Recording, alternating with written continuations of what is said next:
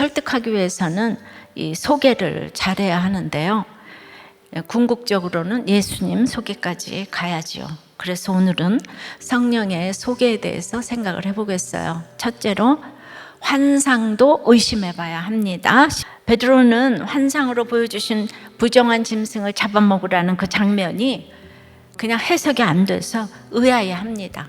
이 단어는 가능한 해결책을 모두 살펴보았지만 출구를 찾지 못한 사람의 그 심리적 상태를 묘사합니다.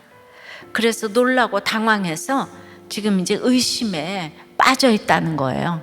그럼 베드로처럼 환상을 봐도 모르겠으면 고민하고 의심하는 태도도 필요합니다. 우리는 결정하기 어려울 때 환상 같은 것을 보기 원해요. 주님이 보여주시는 환상은 자기 부인이고 십자가로 풀어야 합니다.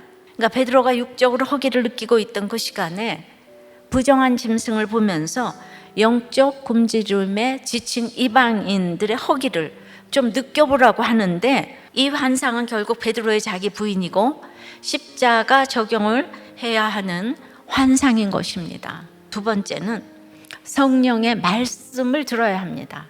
그러므로 자기 부인하려면 이 말씀을 들어야 돼요. 베드로가 그 환상의 의미를 깨닫기도 전에 이미 그 이방인의 사자 몇이 와서 베드로를 청하고 있는 거예요. 기도하고 나서 보니까 기도 응답이 서 있는 거예요. 이처럼 이방인 선교라는 큰 역사적 전환점에 하나님의 이 치밀한 뜻과 인간의 성실한 순종이 이렇게 어우러지는 것을 봅니다. 우리가 기도를 하면 얼마나 하나님은 타이밍을 맞춰주시는지 몰라요. 우리의 타이밍과 하나님의 타이밍이 안 맞을 때는 무조건 우리가 회개해야 합니다. 아직 때가 아니기 때문입니다. 그러니까 여기도 의심하지 말고 그랬어요. 그러니까 하여튼 베드로가 지금 지속적으로 처음부터 의심을 하고 있다는 거예요. 이렇게 의심을 하고 있을 때 성령 하나님이 너 의심하지 말고 함께 가, 내가 그들을 보내었다. 지금 너한테 간 사람은 내가 보낸 사람이다. 그러니까 베드로는 부족해도 이 말씀으로 훈련이 되어 있는 사람인 거예요. 이게 중요합니다.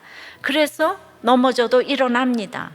내가 그들을 보내었느니라. 이 한 말씀이 이방인에 대한 편견을 그냥 딱 제압했습니다. 보내었느니라는 완료 시제이기 때문에 하나님이 이 모든 일을 예비하고 계셨다는 것을 알 수 있습니다. 결국 말씀을 맡았기에 말씀으로밖에 해결이 안 되는 거예요. 어떤 경우도 옳고 그름의 문제가 아니에요. 그래서 평소에 말씀 듣고 순종하는 훈련이 최고의 훈련인 거예요. 세 번째는 이 가까운 사람의 소개가 효과적입니다. 베드로는요, 이미 이 사람들과 함께 갈 것을 그 성령께로부터 명령을 받았잖아요.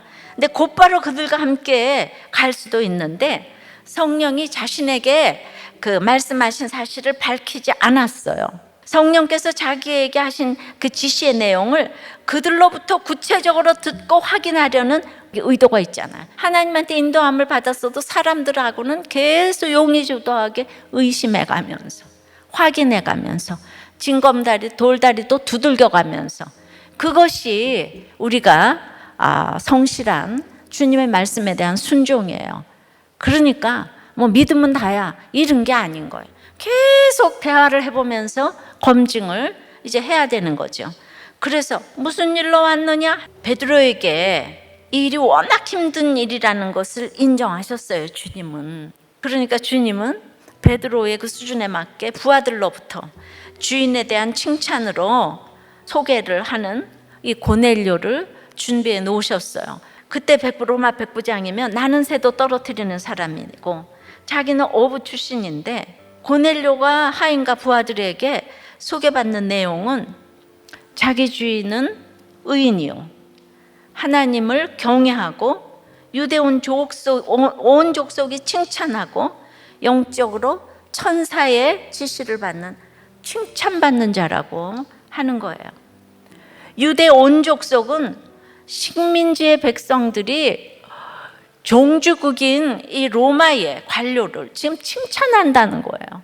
베드로의 마음을 움직였으니까 한 성령인 거예요. 그래서 그들이 자기 주인 소개를 이렇게 성령의 소개를 하니까 베드로도 자기 주인이신 예수님 소개를 잘할 자신이 생기게 되었을 거예요. 그 하인들을 보고 나도 이렇게 예수님을 전해야 되겠다. 자, 누굴 보고도 배우셔야 돼요. 이 소개가 성공해서 먹혀 들어갔어요.